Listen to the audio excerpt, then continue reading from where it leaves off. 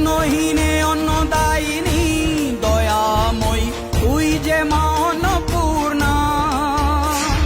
সন্তান স্নেহে তুই মা যেন কল্যাণী সম্পূর্ণা।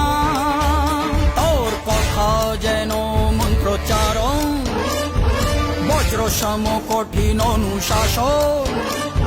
ধৈর্যেশ্বর বংশহা পৃথিবী, ধর্ম ও ন্যায়ের প্রতিচ্ছবি।